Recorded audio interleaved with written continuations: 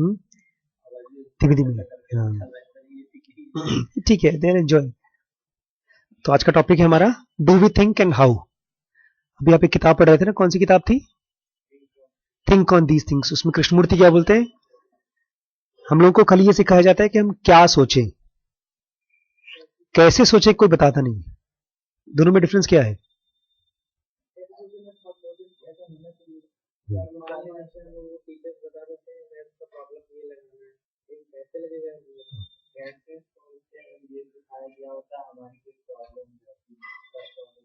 क्या सोचें और कैसे सोचें में फर्क ये है, हमारे ब्रेन में आया, अगर तुम किसी लड़की को प्यार करते हो तो बोलो कि आई लव यू, या कोई और बोलता है अगर किसी लड़की को प्यार करते हो तो उसका हाथ पकड़ लो। तो ये तो हो गया क्या। और कैसे सोचे मतलब अगर तुम किसी लड़की को प्यार करते हो तो अपने दिमाग में इंक्वायरी उठाओ, क्वेश्चन उठाओ कि प्यार क्या होता है।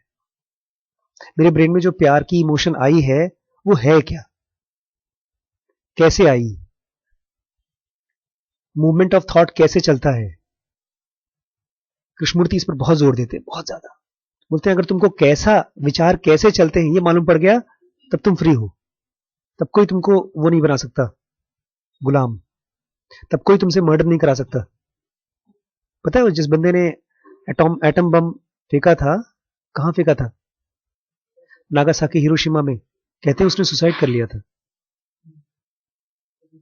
क्योंकि जब 20-25 लाख लोग मर गए उसके वजह से तो उसको वो गिल्ट बर्दाश्त नहीं कर पाया। तो क्यों उसने किया है, क्यों ऐसा? क्योंकि जिस जगह पर काम करता है वो, वहां पर ये चीज दिमाग में डाल दी गई, क्या, ये थॉट कि जो तुमको ऑर्डर दिया गया है उसको तुमको फॉलो करना है, इररिस्पेक्टिव कि ऑर्डर सही हो कि गलत हो।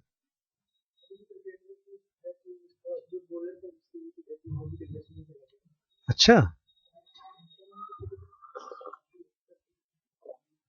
अच्छा, तो आज का टॉपिक बहुत ही इंपॉर्टेंट टॉपिक है जिनोवा का। मैं थोड़ा सा स्किप करके टॉपिक पढ़ा रहा हूं। ड्रिफ्ट्स का हमने उस दिन पढ़ा था लास्ट टाइम। तो ड्रिफ्ट्स क्या उसका मतलब होता है वो अभी हम नहीं पढ़ेंगे, वो मैं नेक्स्ट टाइम पढ़ूंगा। एक छोटा सा टॉपिक पढ़ रहे हैं हम, do we think and how. क्या हम सोचते हैं और कैसे सोचते हैं। ये प्रोसेस ऑफ थॉट, प्रोसेस जानते हैं क्या होता है? कोई भी चीज जब होती है उसको बोलते हैं process. There is no struggle in the soul and body save in the mind of those. कोई स्ट्रगल नहीं होता उस आदमी की जिंदगी में और आत्मा में, बॉडी में, whose souls are asleep, जिनकी आत्मा सो रही होती। किसी की आत्मा सोती है? आत्मा तो परम आत्मा होती, वो तो सोती है नहीं। बेसिकली जिनकी आत्मा और जिनका बॉडी का लिंक नहीं हुआ, एक तो वो। लेकिन यहां पर थोड़ा सा और ये टॉन्ट कर रहे हैं, तुम्हारी तो आत्मा ही नहीं है, तुम्हारा तो जमीर मर गया है ना, बोलते हैं जमीर मर गया। तो ये वही बोल रहे हैं, जिनके जमीर मर जाते हैं ना उनके बॉडी में स्ट्रगल नहीं होता, मतलब वो मेहनत नहीं करते। आखिर आप लोग उस दिन आए, शिविर में आए, आपने स्ट्रगल किया, ठंडी में वहां बैठे रहे, मैंने स्ट्रगल किया। क्यों? क्योंकि मेरी सोल कहीं जग रही है। ये कह रहा है जिनकी सोल सो रही होती है वो लोग वो लोग स्ट्रगल नहीं करते। और जिनकी बॉडी आउट ऑफ ट्यून होती है, मतलब अगर आप एक्सरसाइज करते हैं, हेल्दी होते हैं, तब भी आप की सोल जग रही होती है और आपका कनेक्शन हो सकता है स्पिरिचुअलिज्म से। The brain of thinking man does not exceed in size of the brain of non-thinking man. अगर दो लोगों को देखा जाए, एक सोचने वाला, विचार करने वाला, गहराई से देखने वाला दुनिया को, और एक नहीं सोचने वाला, दारू पी के पड़ा हुआ है, इन दोनों का जो ब्रेन होता है साइज में बहुत फर्क नहीं होता, दोनों का वजन भी तकरीबन उतना ही होता है।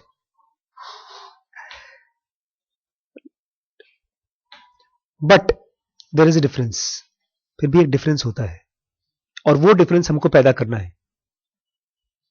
अब क्या डिफरेंस होता है और कैसे आता है? इट इज नॉट रीडिंग, पढ़ के नहीं आता। तो सर आप पढ़ क्यों रहे? हम लोग क्यों पढ़ रहे हैं जब पढ़ के नहीं आता वो चेंज? यस, हम लोग कोशिश कर रहे हैं कि किसी तरह से अपनी लाइफ को समझें। इसीलिए स्कूल की पढ़ाई बहुत कम काम में आती है, क्योंकि वहां पर खाली हम पढ़ते ही हैं बस। Not by study, not by reasoning, तर्क करके भी नहीं, तर्क करके मतलब हम दहेज इसलिए लेते हैं क्योंकि भाई सब दहेज ले रहे हैं, ये लॉजिक है। ऐसी अध्यात्म, भगवान, गीता कहता है भगवान है इसलिए भगवान है, ये लॉजिक है। उससे नहीं मिलता एक्सपीरियंस, ज्ञान उससे नहीं आता। It is not by deliberation also, जबरदस्ती करने से भी नहीं आता।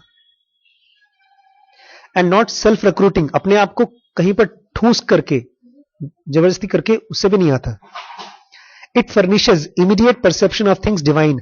अगर आपने डिवाइन चीजों को देख लिया, ये डिवाइन कौन सी प्रॉब्लम है? डिवाइन क्या होती है? सुना है कभी डिवाइन? सुना तो होगा ना। दैवीय, दैविक कहते हैं ना, और रामकृष्ण परमहंस को दिखती थी। कौन पता है रामकृष्ण परमहंस कौन थे? स्वामी विवेकानंद के गुरु थे, और कहा जाता है उनको महाकाली साक्षात दिखती थी। अब कितना सच है पता नहीं, तो उनको कहते थे डिवाइन विजन है। महाभारत में भी ऐसा डिवाइन बोलते हैं। दो लोगों को विजन था, एक तो अर्जुन को जिस समय वो दिखा रहे थे कृष्ण अपना विश्वरूप, और एक और बंदे ने विश्वरूप देखा था। धृतराष्ट्र ने नहीं देखा था, संजय जो था वो घर पे बैठा हुआ था, और उसको दिव्य दृष्टि दी हुई थी कि आप जो भी वहां पर हो रहा है वो आप देख सको, सुन सको और आप बता सको। तो जब उसने भगवान का विश्वरूप देखा है कहते हैं, तो आंखों से आंसू निकलने का बोलता है मैं आपको बता नहीं सकता मैं क्या देख रहा हूं। It's too beautiful, too unbelievable. मैं आपको बता भी दूंगा तो भी आप विश्वास नहीं करेंगे। तो बोलता है एक बार आप डिवाइन को देख लेंगे आंखों से, या किसी संत को देख लेंगे, या किसी स्पिरिट को देख लेंगे जो भगवान के साथ जुड़ी हुई है, तब आपको ज्ञान आ जाएगा। यहां पर खाली ऐसा नहीं है। कल मैं एक लेक्चर देख रहा था, दो लेक्चर देखा मैंने। एक तो वर्कशॉप कर रहे थे गुरुजी, उन्होंने बकायदा बताया योगा क्या होता है, ध्यान क्या होता है। और एक गुरुजी बोलते हैं एनलाइटनमेंट होने के लिए कुछ करना ही नहीं है, बस मेरा दर्शन कर लो। तो अंग्रेज था जो इंटरव्यू ले रहा था, बोलता है दर्शन कर लो, लेकिन किताबों में तो लिखा है कि तपस्या करनी होती है, ध्यान करना होता है। बोलता है वो तो बहुत लोगों ने बहुत बार कर लिया है, पिछले जन्म में बहुत कर लिया है, अब मैं आ गया हूं, मैं सबको ऐसे ही दे दूंगा मुफ्त। ये ऐसा नहीं कह रहे हैं।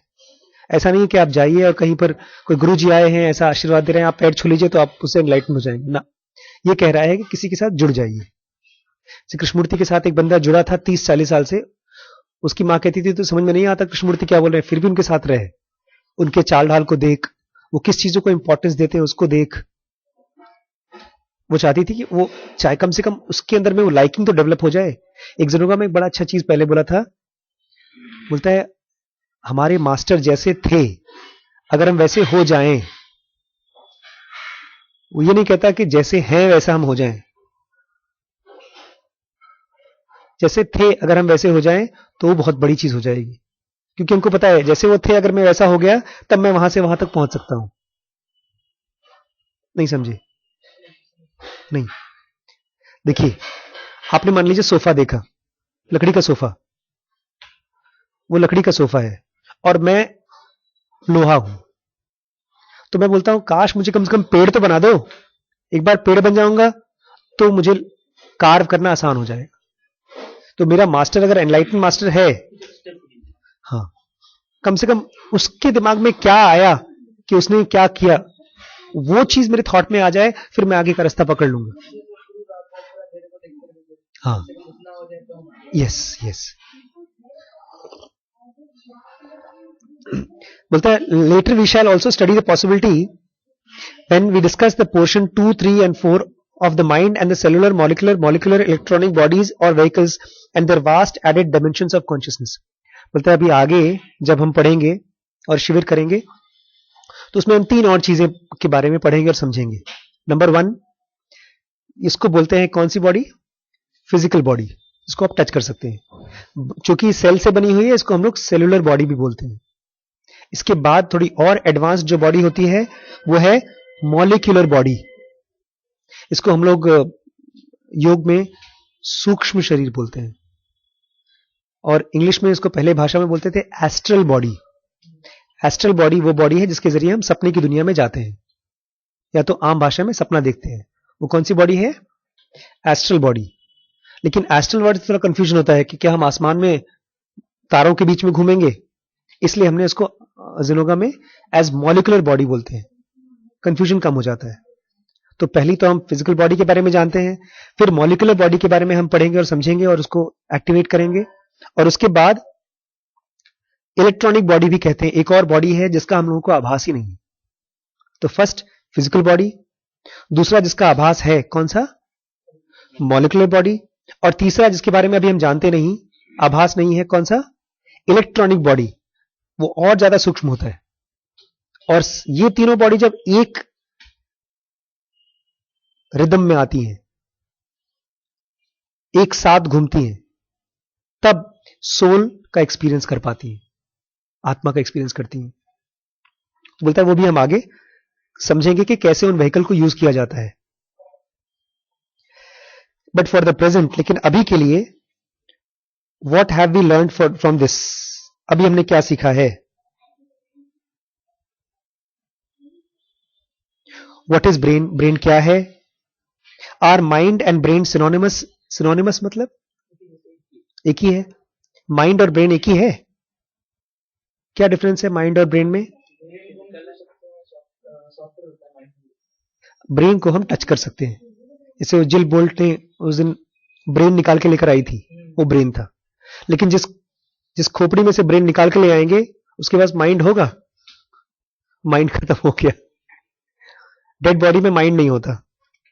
तो बोलता है mind is hard, sorry brain is hardware and mind is software, it's more softer. या डिफरेंट है, और अगर डिफरेंट है तो कैसे, ब्रेन और माइंड में डिफरेंस कैसे है। बोलता है पहले 2 चैप्टर में जो आपने देखा, माइंड बार बार ड्रिफ्ट करता है ना, एक थॉट को लेते हैं फिर माइंड वहां से भटक जाता है। This drifting gives us the clue to the inner states of mind. आज हम लोग यहां मिले हैं ना, तो आज 2 दिन हो गए शिविर को, तो दूसरे दिन में हमारे पास 2 दिन का FAPSH, या तो उसको ड्रिफ्ट वॉचिंग बोलते हैं। वो सबसे बोरिंग काम किया था हम लोगों ने उस दिन, एक्सरसाइज शिविर में किया था। उससे हम लोगों को क्लू मिलता है कि हमारे ब्रेन का स्टेट क्या है। हाँ, लेकिन ये अगर आप तुक्का लगाते हैं, अच्छा कल मैं रो रहा था इसका मतलब मैं दुखी हूं, तुक्के से काम नहीं चलना है। जिनोगा बहुत स्पेसिफिकली बोलता है, साइंस है, अगर आप अपना ब्रेन को स्टडी करते हैं तो उसमें से जो निकल के आएगा उसी का करेक्ट मेथड आपको यूज करना है। आज किया है किसी ने 2 दिन का FAPSH, किसी ने किया है, 1 दिन का इसने किया है, आज दूसरा करेगा। तो आज जाकर के लिखिएगा 2 दिन का नहीं किया, तीसरे दिन का कर रहे हैं। आगे इसमें और भी स्पेसिफिक तरीके से बताएंगे और अच्छे से कैसे कर सकते हैं। करने के लिए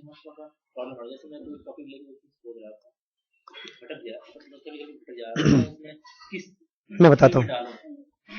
इसमें जब आप ड्रिफ्ट वॉचिंग करते हैं किस फील्ड में डालें, ये मुझे जब मैंने शुरू किया ड्रिफ्ट वॉचिंग, सबसे पहले जब मैंने पढ़ा इसको, इसमें FAPSH नहीं दिया हुआ है, पूरी जिनोगा बुक में FAPSH कहीं नहीं है।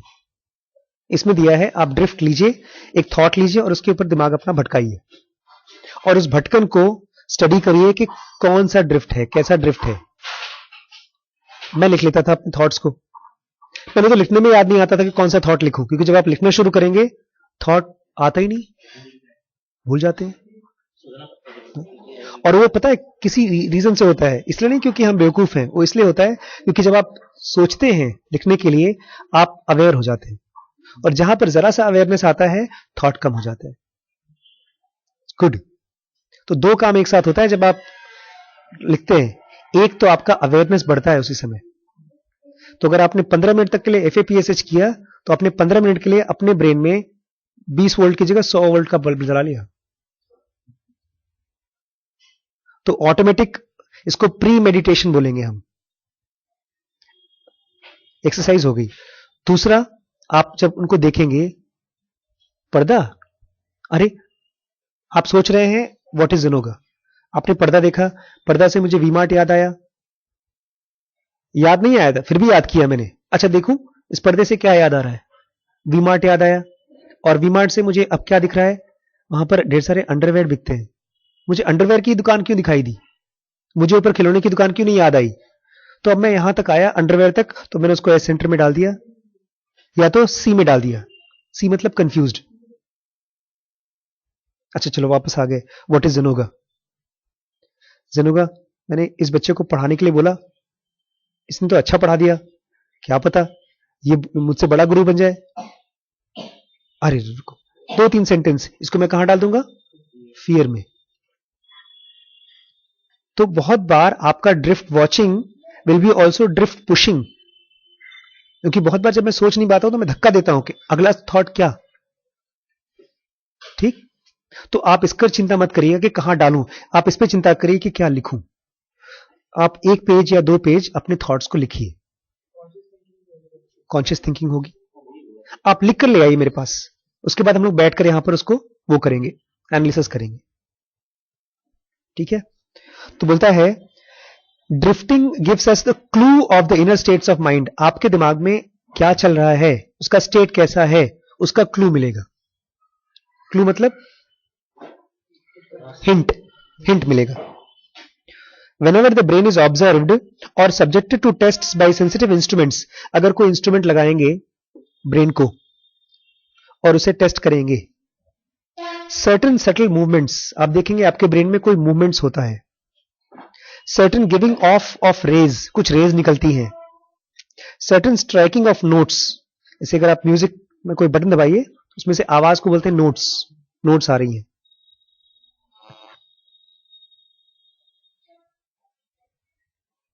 हाँ उमेश, अल्ट्रासाउंड तो नहीं है ना? हाँ हाँ, तो घर पे भेज दे। ये बड़ा अच्छे से बताया इसने कि जब मैंने पहली बार सुना कि हमारे थॉट्स हमारे नोट्स हैं, हमारा संगीत है। अगर मैं किसी को गाली दे रहा हूं तो बेकार संगीत निकल रहा है। अगर जैसे आज छोटी सी घटना बताता हूं मैं आपको, मेरे साथ हुई। मैं अल्ट्रासाउंड कर रहा था सेंटर पे, मेरे बगल में कमरे में एक और डॉक्टर हैं, वो अल्ट्रासाउंड कर रहे थे। तो मैं फटाफट करता हूं, वो धीमे धीमे करते हैं। तो थोड़ी बाद वो मेरे पास आए, बोलते डॉक्टर साहब आज मैं दोपहर के बाद नहीं आऊंगा। तो मेरे मन में नेक्स्ट सवाल आया कि आप हाफ डे जा रहे हैं, छुट्टी ले रहे हैं? तो उन्होंने कहा नहीं नहीं, बस ऐसे थोड़ा सा आराम करने का मन है। तो मेरा जो थॉट आया, तो जाओ छुट्टी ले लो। तो ये एक थॉट था। फिर नेक्स्ट पल मुझे लगा कि आशीष ये तो गुस्सा है तुम्हारे अंदर, तो ये तुमसे रिक्वेस्ट करने आया है और डर के साफ साफ बोल नहीं पा रहा है कि सर मेरे को छुट्टी भी खत्म ना हो मेरा और मैं आराम भी कर लूं। फिर मैंने उसको बोला ठीक है जाइए डॉक्टर साहब। तो ये म्यूजिक कब होता? जब माइनस ई नहीं होता। तो प्लस प्लस प्लस प्लस अचानक से एक माइनस निकल के आया। तो ये बोलता है वो आपके थॉट्स हैं, जो हैं वो आपके टोन्स हैं, नोट्स हैं, वो आपकी वेव्स हैं ब्रेन की, जो वेव्स निकल के आ रही हैं। Beautiful. Certain giving off rays, जैसे आपके ब्रेन में से रेज निकल रही है वो। सर्टेन स्ट्राइकिंग ऑफ नोट्स, बोलता है और मेरे पास अच्छे वर्ड नहीं है इसलिए हम लोग उसको बोलेंगे समथिंग। आपके ब्रेन में से समथिंग निकल रहा है, उसको हम कॉमन पार्लांस में, कॉमन भाषा में क्या बोलते हैं? थॉट्स। और ये चालू कैसे होता है? It is impact of impulse reaching the brain through senses. 5 senses है हमारे पास। कौन कौन से सेंसेस है हमारे पास? एक ईयर, नोज, चमड़ी, आईज, 5 सेंसेस हम सब जानते हैं, 5 इंद्रियां बोलते हैं। इसमें से बाहर से जो एनर्जी हमारे बॉडी में जाती है वो ब्रेन पे जाकर इंपैक्ट करती है, चोट पहुंचाती है। मैंने जोर से मारा, वो बहुत धीरे से मारती है, और वो इंपैक्ट होता है तो उससे फिर एक रिस्पॉन्स निकलता है, वही है थॉट। तो थॉट बनता कैसे है इसको बहुत क्लियरली समझ लीजिए। हम सोचते नहीं हैं, बाहर से एनर्जी आती है, ब्रेन को चोट पहुंचाती है, फिर वहां से निकलता है। जैसे म्यूजिक कैसे बजता है? अपने आप नहीं बजता, उस कोई इंस्ट्रूमेंट को मारता है तो इंस्ट्रूमेंट्स में से आवाज निकल के आती है। अगर हम बाहर की इंपल्सेस को रोक सकें तो थॉट भी नहीं आएगा। मुझे नीचे वाले साहब ने दुकान से कुछ खरीदने जाना है, तो राम जी भैया के पास चले जाओ। योगीज, एक योगी को पता चला अभी कुछ दिन पहले, नहीं करीब 10 साल पहले, 40 साल के लिए वो सांस रोक दिया उसने, समाधि में चला गया, तो 40 साल तक के लिए उसका थॉट्स नहीं बना। तो अगर आप सांस को स्लो कर देते हैं और ऐसा कुछ सीख लेते हैं कि सांस रोक सके, तो आपके थॉट्स भी रुक जाएंगे। ये कैसे पॉसिबल है? ज़ेनोवा कहती है कि आप सांस के साथ खाली ऑक्सीजन नहीं लेते बॉडी में, इसके साथ साथ आप कुछ और चीज लेते हैं, उसको बोलते हैं प्राणा। कहते हैं ये प्राणा जो है that is the source of life, not oxygen. क्योंकि जब पेशेंट बीमार होते हैं उनको हम 100% ऑक्सीजन देते हैं, तब भी उसकी लाइफ उसके अंदर नहीं आ पाती। एक आदमी मर गया हो, हम ऑक्सीजन देते रहें, नहीं जिंदा हो सकता। बहुत बार ऐसा होता है, हॉस्पिटल्स लोगों को बेवकूफ बनाती है। पेशेंट अगर बहुत सीरियस है, कोमा में चला गया, तो उसको हम लोग एक मशीन होती है, उसका नाम है वेंटिलेटर। वेंटिलेटर में क्या करते हैं, वो आर्टिफिशियल ब्रीदिंग कराती है आपको। आप पड़े अंदर बेड पे और वो बड़ी सी मशीन है, उसमें से हवा आपके मुंह में ट्यूब डालेंगे, ट्यूब से गले में, गले से लेकर छाती में जाएगी ट्यूब, और हवा अंदर जाएगी, फिर आप बाहर आएगी, अंदर जाएगी, बाहर आएगी। इस मशीन पे एक मरे हुए आदमी को आप 6 महीने तक लेटा सकते हैं, प्रोवाइडेड उसकी हार्ट बीट हो। बहुत बार कोमा के पेशेंट्स का बहुत कम हार्ट बीट होता है, 60 तो कम होता है, 50, 40, उसको बोलते हैं हाइपोकार्डिया। हाइपरकार्डिया मतलब ज्यादा हार्ट बीट, हाइपोकार्डिया मतलब कम हार्ट बीट। एक हफ्ते तक लोग आईसीयू का बिल बनाते हैं। पेशेंट मर गया है, ऑलमोस्ट मर गया है, क्योंकि अब वो रिवाइव नहीं हो सकता। रिवाइव क्यों नहीं हो सकता? ज़ेनोवा कहती है क्योंकि उसके लाइफ में से, उसके सांस में से प्राण अब धीमे धीमे नहीं जा रहा है, जो मेन सोर्स ऑफ लाइफ है। और योगी क्या करते हैं, वो इस प्राण को सक करना सीख लेते हैं, even without using the nose. इसकी एडवांस क्लासेस में हम लोग सीखेंगे कैसे होता है। दीज इंपैक्ट्स और रिएक्शन, ये जो इंपैक्ट है, मारते हैं और इसमें से जो रिएक्शन निकलता है, आर इनविजिबल, ये दिखता नहीं है, yet have a definite existence, लेकिन होता तो है, thoughts, and can be recorded and noted bye sensitive instruments. और अगर सही इंस्ट्रूमेंट्स हो तो उसको रिकॉर्ड भी कर सकते हैं। अब तो अमेरिका में ऐसी मशीनें भी हैं जिसमें आपके ड्रीम्स को रिकॉर्ड किया जा सकता है बकायदा, और उसको आप बाद में स्टडी भी कर सकते हैं। In common parlance such effect is called thought.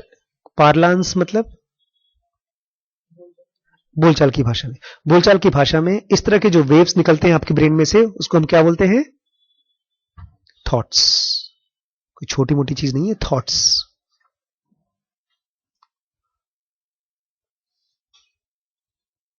थोड़ा सा और कर ले, 5 मिनट और। Therefore, the mind of a man is invisible. आदमी का जो माइंड है क्या है? इनविजिबल है। Unlike the brain which is visible, brain visible है, ये अनविजिबल है। Such individual reaction to impulses और impact on grey matter is called a thought. इसको थॉट बोलते हैं। And hence thought is also invisible. इसलिए हम लोग को थॉट भी दिखता नहीं है, क्योंकि माइंड इनविजिबल है, थॉट भी इनविजिबल है। Thoughts group together make up the mind of the man. और थॉट्स को अगर आप ग्रुप कर दे एक साथ तो उससे क्या बनता है? Mind of the man. लेकिन मैंने अभी तक कर्मा वाली बात तो बताई नहीं, जो भाई साहब पढ़ रहे थे, जो बहुत स्पेशल है। ज़ेनोवा के हिसाब से जो कर्मा है वो अलग कुछ है। आपके हिसाब से कर्मा क्या होता है? अच्छे कर्म, बुरे कर्म। अच्छे कर्म का फल क्या होता है? आपने किसी को जाके 100 रुपए दे दिया, तो उसका फल क्या होगा? अच्छा होगा कि खराब होगा? भिखारी को 100 रुपए दे दिया तो अच्छा होगा कि खराब होगा? हाँ, कुछ नहीं होगा आपके हिसाब से। 100 रुपए तो ज्यादा हो गया, 5 रुपए दिया हमने भिखारी को, अच्छा होगा कि खराब? अच्छा, अगर हम भिखारी को एक एप्पल दे देते हैं खाने के लिए, तब अच्छा होगा कि खराब? भिखारी के लिए अच्छा है, भिखारी के लिए तो अच्छा है। उसी में राम जी भैया को लिया। देखिए, आम भाषा में ये माना जाता है, अगर आप किसी के साथ अच्छा करेंगे तो आपके साथ भी अच्छा होगा। एक कहावत है, नेकी कर और दरिया में डाल, लेकिन उसमें थोड़ा स्वार्थ भी है। मतलब अच्छा करो तभी तुम्हारे साथ अच्छा होगा। का मतलब यह है कि स्वार्थ मत करो। नेकी कर दरिया का मतलब स्वार्थ मत करो, लेकिन हम सब ये भी बताए जाते हैं अच्छा करोगे तो अच्छा ही होगा। एक जगह ईसा मसीह ने कहा है फॉरगिव देम, लोगों को फॉरगिव करो क्योंकि वो जानते नहीं। और फिर ये भी कहा कि अगर तुम फॉरगिव करोगे तभी वो भी फॉरगिव करेंगे। ज़ुनुगा इसको कर्म नहीं बोलती है।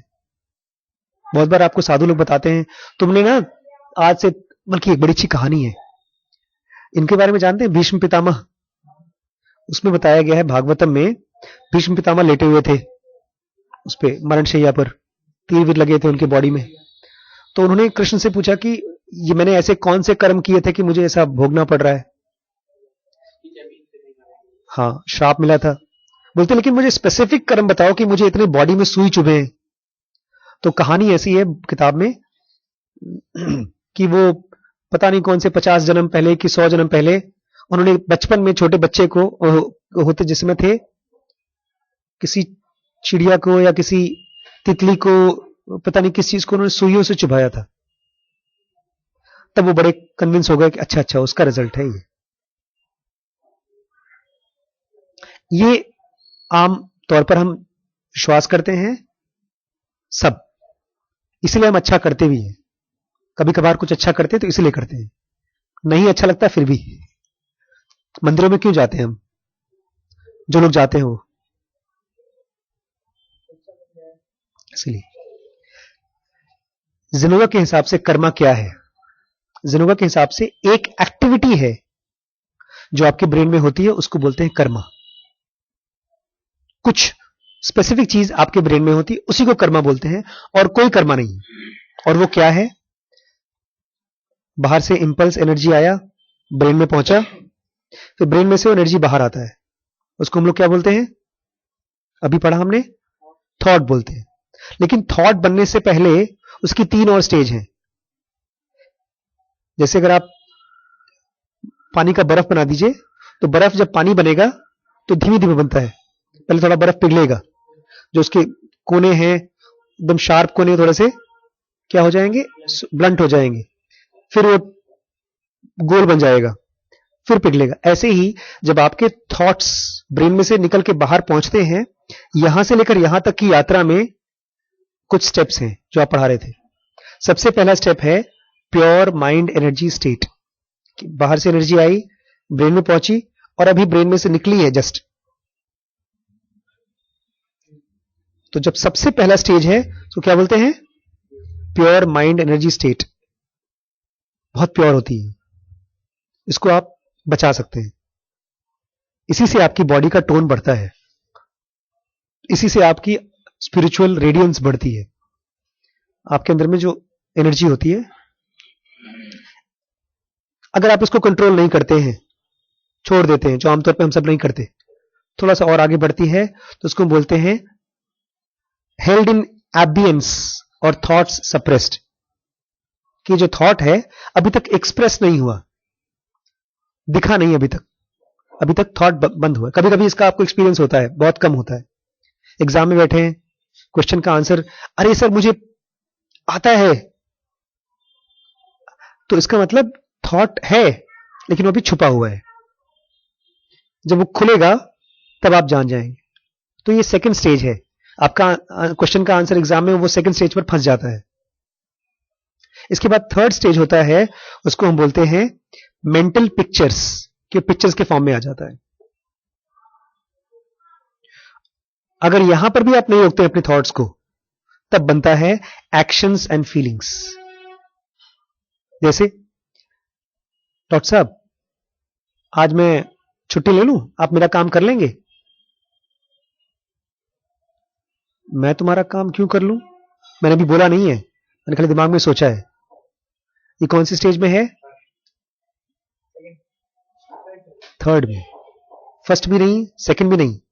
फर्स्ट में तो प्योर होगा, सेकंड में तो सप्रेस्ड रहेगा, थॉट ही नहीं आएगा।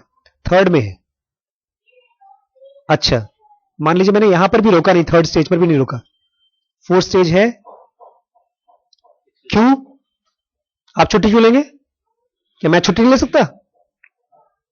क्या मैं आपसे कम सैलरी लेता हूं? ये क्या था? Feelings, feelings, expression feelings. सबसे क्रूड यही है। ये क्यों इतना डिटेल में बता रहा है जनोगा? क्योंकि एक बार आपका ये जो निकलता है ना, ये नदी की बहाव की तरह होता है। ये जब निकलता है तो एक पैटर्न फॉलो करता है। पैटर्न समझते हैं? स्टाइल। दहेज एक वर्ड लाया तो आपके ब्रेन में से जो प्योर माइंड एनर्जी स्टेट आएगा, थॉट सप्रेस्ड, थॉट्स एक्सप्रेस्ड, फिर फीलिंग और एक्शन आएगा, वो एक आदमी में एक ग्रूव की तरह बन जाता है। ग्रूव, जैसे पानी को आप बहाइए मिट्टी पे, तो मिट्टी पे पानी का एक रास्ता बन जाता है, और दोबारा जब पानी डालेंगे तो उसी रास्ते से बहना आसान होगा। इसीलिए एक आदमी को एक ही तरह का थॉट बार बार आता है। तो जो लोग दहेज पसंद करते हैं, उनको आप कितना भी कन्विंस करिए दहेज गलत चीज है, वो उनको दिक्कत होती है नहीं मानने में। क्यों? क्योंकि उनका जो थॉट है वो इसी से बह रहा है, वो बेचारे रोक ही नहीं पा रहे हैं इसी रास्ते से। तो आपको करना क्या है? उनको एक नया रास्ता मिलना चाहिए। इसीलिए ज़ेनोगा बोलता है ये जो आपका ग्रूव है ब्रेन के अंदर, यही आपका कर्मा है। अगर आप इस स्ट्रक्चर को ठीक कर लो, तब आप देखेंगे आपके लिए अच्छे कर्म बहुत आसान हो जाएंगे। आप अच्छे कर्म इसलिए नहीं कर सकते हो क्योंकि आपने 10 जन्म पहले अच्छा कर्म किया था, उसका फल ये है अच्छा कर्म। या बुरा कर्म इसलिए नहीं करते हो क्योंकि आपने 10 जन्म पहले बहुत बुरा कर्म किया था, आज भी बुरा कर्म कर रहे हो ना, उसका रिजल्ट नहीं है। रिजल्ट इसका है कि यहां पर ग्रूव बन गया। और ये ग्रूव बना कैसे? अनकॉन्शियसनेस से। हमारे पिताजी बैठे हैं, बोलते हैं दहेज दहेज बड़ी अच्छी चीज है। बचपन में जब मैं 12th करके एमबीबीएस में घुसा था, तो मेरे पिताजी बोलते हैं देखो इनको, देखो कुछ पढ़े लिखे नहीं है, और मेरे बेटे को देखो, इसका तो मुझे 40 लाख रुपए दहेज मिलेगा। पता है मेरे मन में क्या फीलिंग आती थी? खुशी।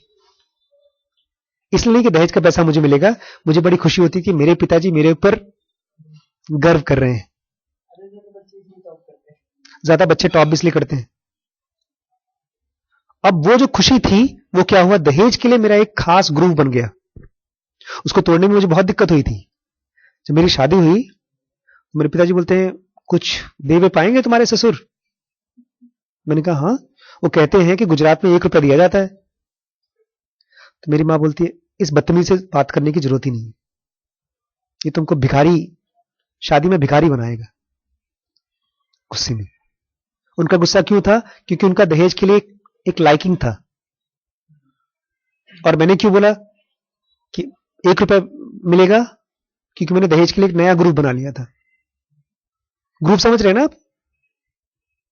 अब मेरी थॉट्स किस तरह से जाएंगी तो हम डिसाइड करेंगे। ये कर्मा है। इसलिए 1 साल के अंदर अंदर हम लोग चाहें तो अपना मॉलिक्यूलर बॉडी डेवलप कर सकते हैं।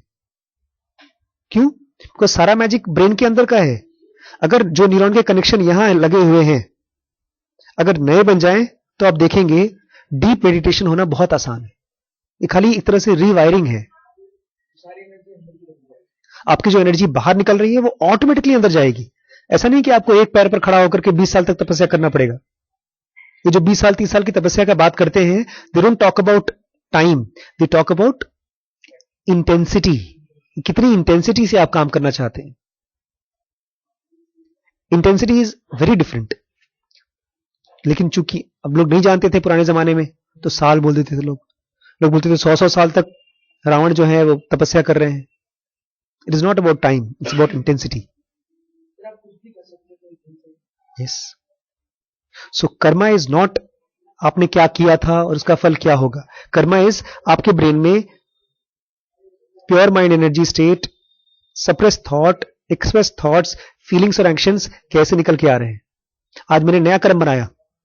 अगर मैंने अपने कलीग को यह नहीं बोला सॉरी 2 बजे के बाद मेरी छुट्टी, मैं नहीं आ रहा हूं, आप देखिए आपकी प्रॉब्लम है, तो मैंने क्या किया? मैंने एक नया ग्रुप बनाया। मैंने देखा कि मेरे ब्रेन में यहां पर एक नेगेटिव ग्रूव है और जब मैंने नहीं बोला उसको कुछ, मैंने कहा ठीक है। आज मैं बाइक लेके जा रहा था, गली में जा रहा, एक स्कूल वैन आ रहा, पूरा हल्का साइड में गड्ढा था, वो भी थोड़ा सा स्पीड आ रहा था, हम भी थोड़ा सा स्पीड जा रहा। मैं देख रहा हूँ अभी गड्ढा है, वो पानी चिटका चिटक के मेरे ऊपर आ रहा अभी जरा हमने चला इसने मार के जा रही है, एक राइट से बाइक पूरा पीछे, फिर 1 मिनट होने से भी मैं सोचा बाइक रोकता हूँ, ठुकर देता हूँ इनको, फिर इसका भी टाइम हो जा रहा है, जहाँ मुश्किल है मेरे को भिगाने के लिए सोच में तो नहीं है, बाई चांस हो गई है ये, मैं भी आगे रोक सकता था, तो ये भी एक यस यस, किसी से ये बात मैंने कहा भी नहीं, कोई मेरे साथ था भी नहीं। यस, बिल्कुल बिल्कुल, एक मतलब ये एक्शन है जो आपने नया ग्रुप बनाया। स्टेप होके यस यस, जब नए लोग ऐसा कुछ होता है जिनको हम जानते नहीं तो उनको आसानी से माफ कर देते हैं, चलो हमारे साथ रहते हैं तो रेगुलरली ऐसा होता है तो उनसे ज्यादा जल्दी गुस्सा हो जाता है। पुराने लोगों से, पुराने लोग जो हम लोग के साथ लगातार साथ हैं, बार बार ऐसा हो रहा है, उनको छोड़ना ज्यादा मुश्किल है। क्यों? उसको पहले थॉट उनके लिए पहले से हमारे पास बायस है, उनके लिए हम एक्सपेक्टेशन बायस है। लोग ऐसे ही हैं। अरे राम जी, राम जी, राम जी, रिम्पी, ये थोड़ा दीदी को देना बेटा, इसमें ये पेन भी दे दो।